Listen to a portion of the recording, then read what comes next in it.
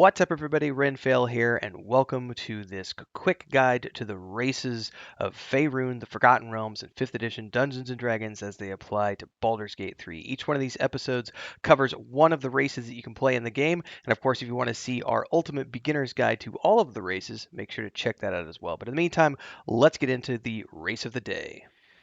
Now, if I'm not mistaken, I believe Baldur's Gate 3 is the first time we've ever been able to play the Githyanki as a playable race. In Baldur's Gate 2, they were one of the major antagonists that you could come up against. And there was a whole series of missions going up to the Githyanki plain, and there was some cool swords that you could get, some other stuff. But they were definitely evil, dangerous, and you don't want to mess with them. And they are central to the storyline of Baldur's Gate 3. But also, having Lae'zel as one of the companions that could join your party was the first time I'd ever seen the Githyanki from the perspective of a storyline character. And being able to play one is something that I personally will probably never do, unless it's, one of my like 10th playthroughs or something. But I know a lot of people have enjoyed playing them.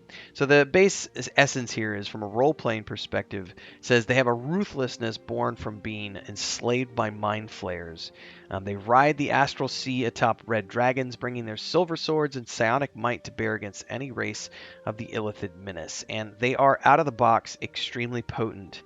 But the downside is everyone is going to dislike you and be suspicious of you, and that's from a role-playing perspective.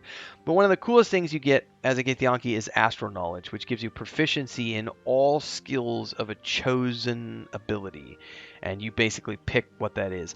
The most frequently I've used this is I have Lae'zel in my party as my main fighter, but she also, because I don't have a rogue in my group, she's the person who disarms all the traps and opens all the doors and locks and picks all the locks, because she gets a dexterity bonus because of the astral knowledge proficiency, which is really, really cool.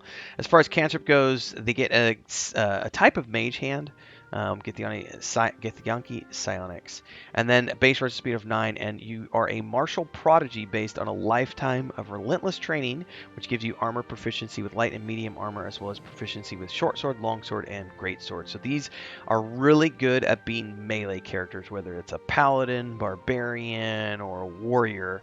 The Githyanki, much like the half-orcs, are sort of built towards being tanks. Obviously, you could play it any way you want, but that's traditionally one of the ways to roll. Now, however, with this action bonus, this astral knowledge is going to give you proficiency in all skills of a chosen ability. So if you're a rogue and your primary stat is dex, you're going to be able to get proficiency on all your dex rolls. Or if you're a charisma-based character, you can get proficiency in all of your charisma skills. So that's something to bear in mind, because that astral knowledge proficiency is extremely powerful and can be applied to any class that you want to play.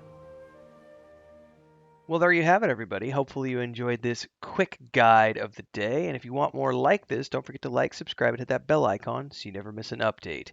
Daily streams at 11 a.m. Central. Don't forget to check out the Discord. And until next time, stay safe and happy gaming.